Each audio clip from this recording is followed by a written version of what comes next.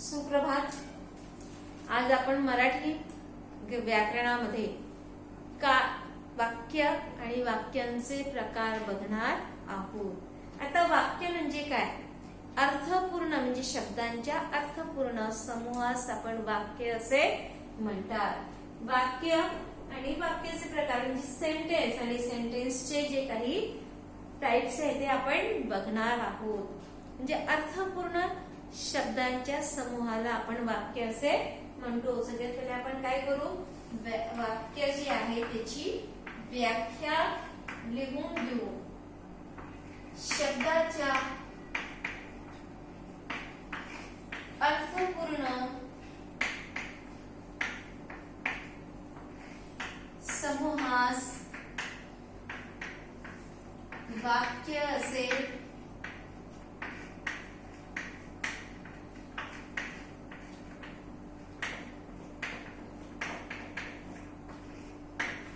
वाक्य असे म्हणतात. जसं आता उदाहरण मी जर का असं म्हटलं की येते जोशी, फार, मला, आठवण, बाईंची, हा वाक्य काय होणार आहे? व्यवस्थित वाटणार आहे का? बिलकुल नाही.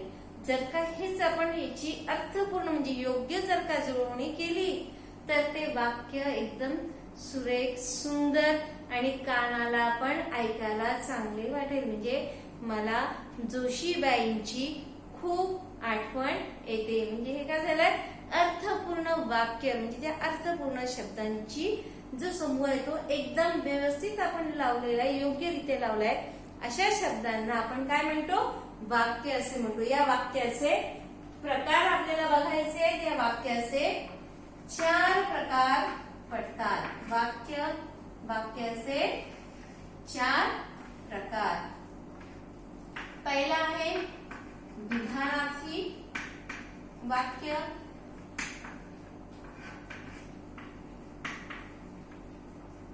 दुसरा आहे आज्ञार्थी वाक्य किंवा आज्ञार्थक वाक्य. तिसरा आहे प्रश्नार्थक वाक्य.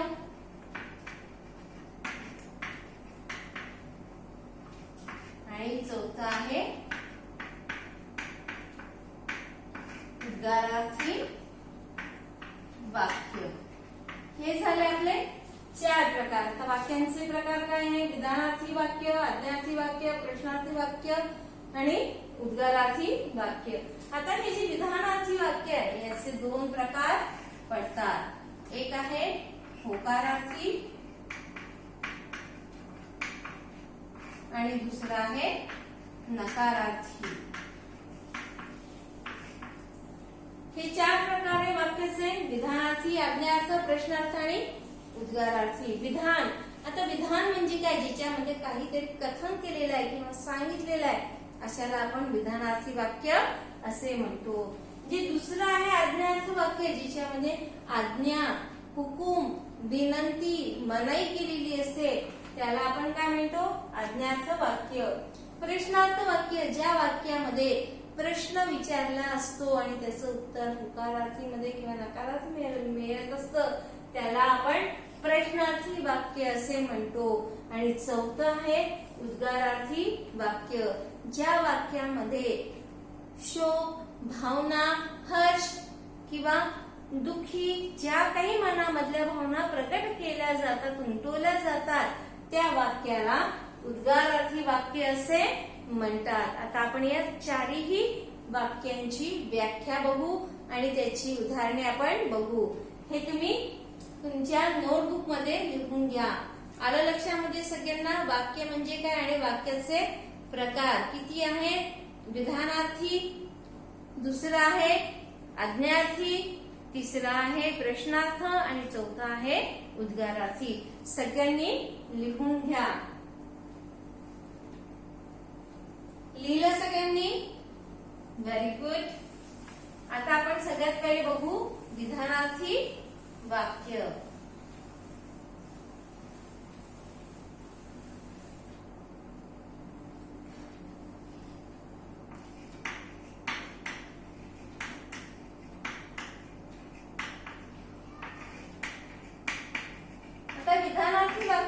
काय, ज्या वाक्यामध्ये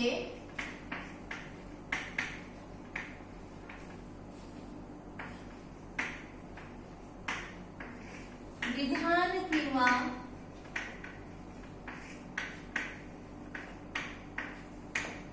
कथन केलेले असते किंवा कथन केले जाते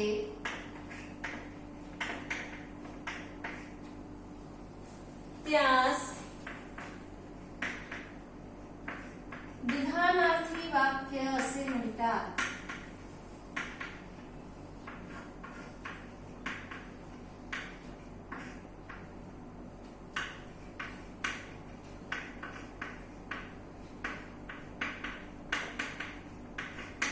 देखिए, जिस सेंटेंस में या जिस वाक्य में विधान किया होता है, विधान यानी कुछ कहा जाता है या कुछ बोले जाता है, उसे हम क्या कहते हैं, विधानार्थी वाक्य. जिसमें विधान किया हो, कुछ बोला जाता है. जसे आज रविवार आहे, भारत माझा देश आहे. हम एग्जाम्पल देखेंगे इसके. पहला है आज रविवार आहे. दूसरा भारत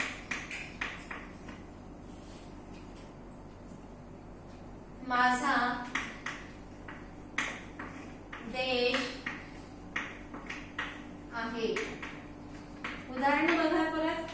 आज रविवार आहे, भारत माझा देश आहे. म्हणजे जिच्यामध्ये आपण काय केलेलं आहे, विधान केलेलं आहे, कथन केलेलं आहे. आता दुसरा जो प्रकार आहे, तो प्रकार आहे कोणता आहे, सांगाल बरं मला. दुसरा प्रकार आहे आज्ञार्थी वाक्य. आता ज्या वाक्यामध्ये आज्ञा, विनंती, हुकूम, मनाई केली जाते त्याला आपण काय म्हणतो, आज्ञार्थी वाक्य असे म्हणतात. डेफिनेशन लिहू आपण. किंवा आज्ञार्थ वाक्य असं म्हणतात ज्या वाक्यामध्ये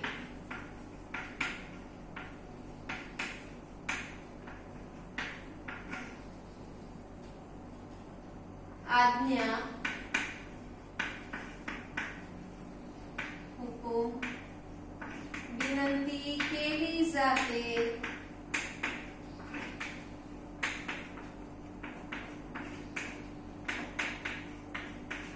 त्यास आज्ञार्थी किंवा आज्ञार्थ वाक्य असे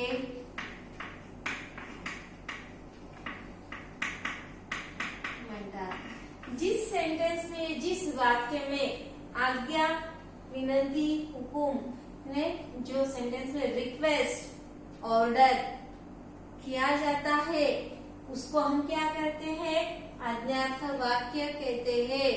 जसे चुप बसा, शांत बसा, बाहेर जाऊ नका, पहाटे प्रवासाला निघा. ज्याच्यामध्ये आपण काय केलेलं आहे, ऑर्डर केलेली आहे. कृपया मला पेन देशील का, याच्यामध्ये आपण काय केलेली आहे, विनंती केलेली आहे. हुकूम म्हणजे ऑर्डर सुनने, बाहेर जा, ऑर्डर दिया है हमने. आज्ञा म्हणजे तुम्ही चुपचाप बसा. आलं लक्षामध्ये. आपण याचे उदाहरण बघू. दररोज देवाची प्रार्थना करा.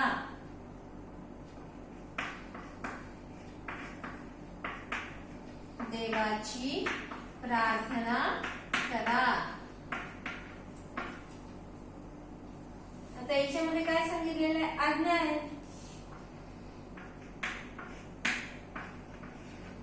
दुसरा आहे तो कचरा उचल किंवा ते पुस्तक उचल, तो कचरा उचल. याच्यामध्ये आपण काय केलेलं आहे, ऑर्डर दिली आहे, हुकूम दिलेला आहे.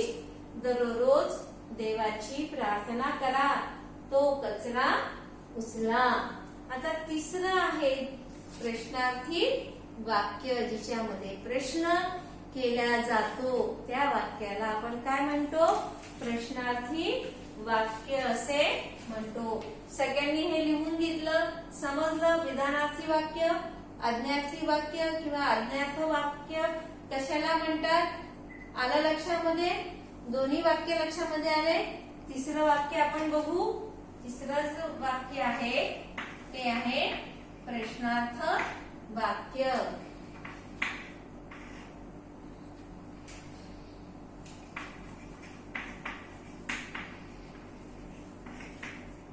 व्याख्या बघू आपण. ज्या वाक्यामध्ये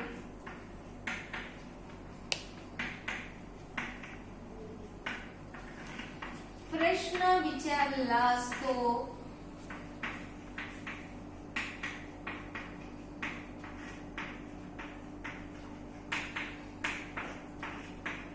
त्यास प्रश्नार्थक वाक्य असे म्हणतात.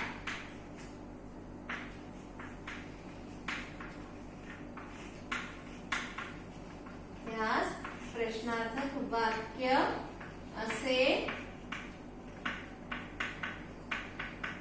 म्हणतात. तसं तुझं नाव काय आहे? तू कोणाबरोबर गेला? म्हणजे कोण, किती, कसे, हे सगळं काय आहे? प्रश्न विचारायचे प्रकार झाले. आई मी बाहेर खेळायला जाऊ का? काय तुम्ही माझ्या बरोबर येणार का? तुम्ही माझ्या बरोबर येणार का? तुमच्या जवळ किती पैसे आहे? याचं उत्तर काय? माझ्याजवळ काहीही नाही, म्हणजे नकारार्थी. माझ्याजवळ 50 रुपये आहे, म्हणजे माझ्याजवळ काहीतरी पैसे आहे. आपण आता उदाहरण बघू. आई मी खेळायला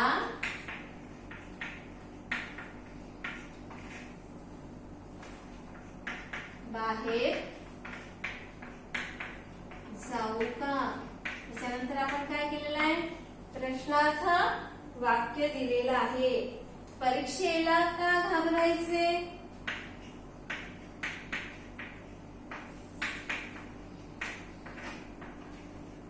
परीक्षेला का घाबरायचे?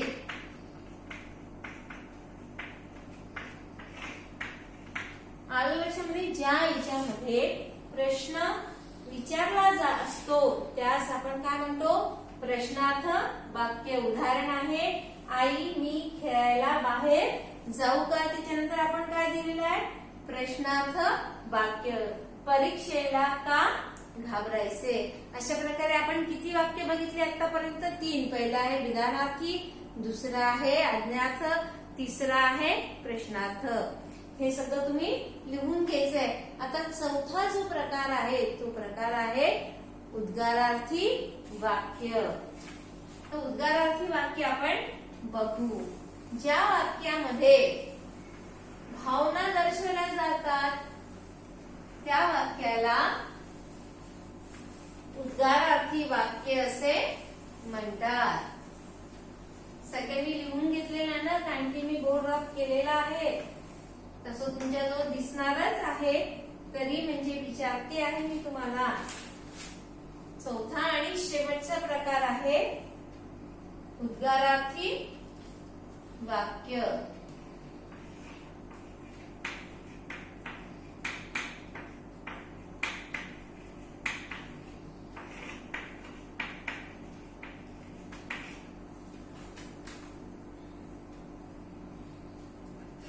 ज्या वाक्यामध्ये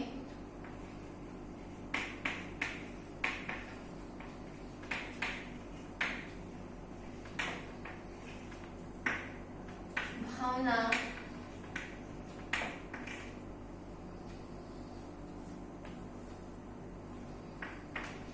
घृणा, राग, दुःख दर्शवल्या जातात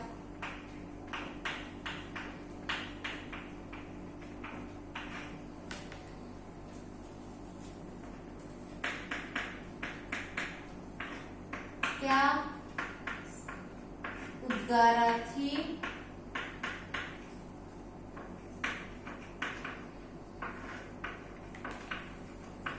वाक्य असे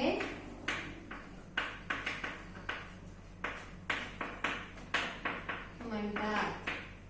जसं अचानक कोणी आपल्या समोर जर का आलं असेल, अरे तू कसा काय, जे असं अचानकपणे कोणी जर का आपल्या समोर आलं तर आपण त्याला काय म्हणतो, उद्गार म्हणजे भावना दर्शवला जातो त्या वाक्याला आपण काय म्हणतो, उद्गारार्थी वाक्य. उदाहरण बघूयात आपण. किती भयंकर प्राणी आहे तो, किती भयंकर प्राणी आहे तो.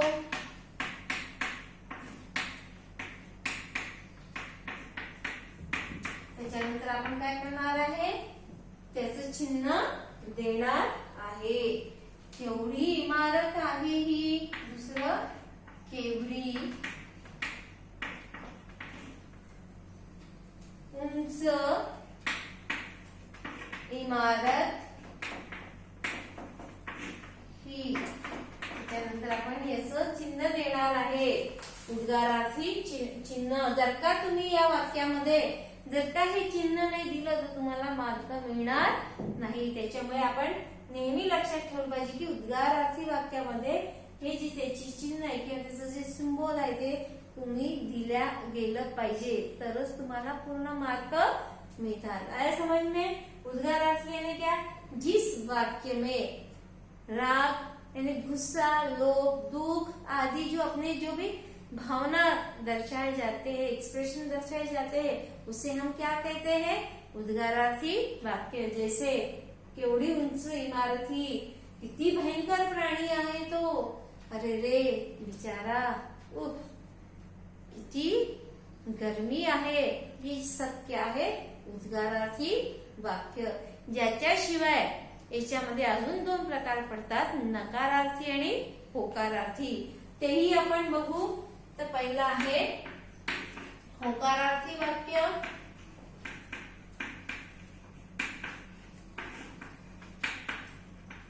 ज्या वाक्यामध्ये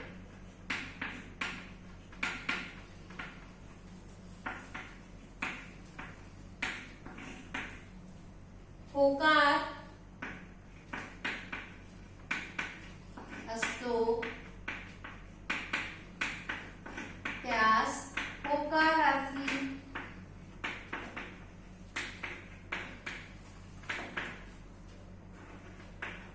वाक्य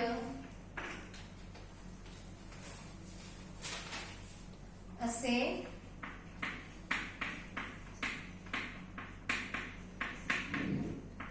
म्हणतात. जसं मुले अभ्यास करणार आहेत, मुले अभ्यास करणार आहे. दुसरं वाक्य बघू आपण. आई माझ्यासोबत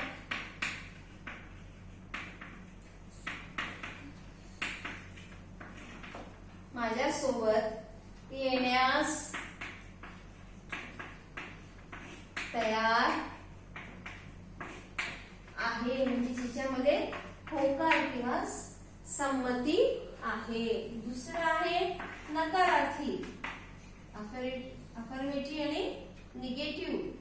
या वाक्याला आपण काय म्हणतो, अफर्मेटिव्ह आणि निगेटिव्ह, नकारार्थी वाक्य. ज्या वाक्यामध्ये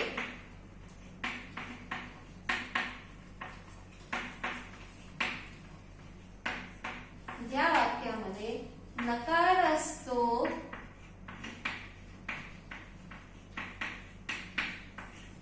त्यास नकारार्थी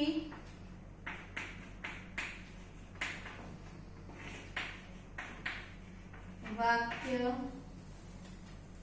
असे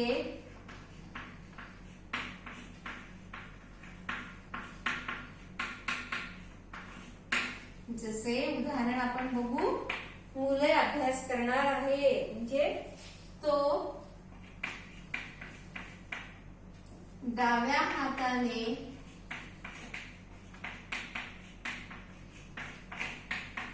लिहिणार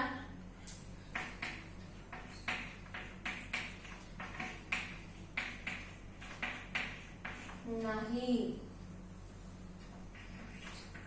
मी मुंबईला जाणार नाही.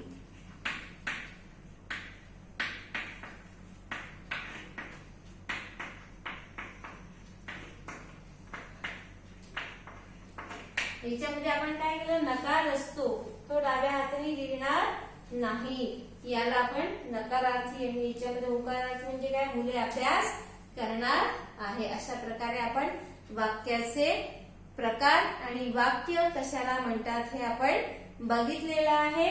आता मी तुम्हाला PDF द्वारा याची उदाहरणं आणि थोडासा स्वाध्याय म्हणजे होमवर्क देणार आहे. अपेक्षा करते की तो तुम्ही करणार आहे. आलं लक्षामध्ये सगळ्यांना? धन्यवाद.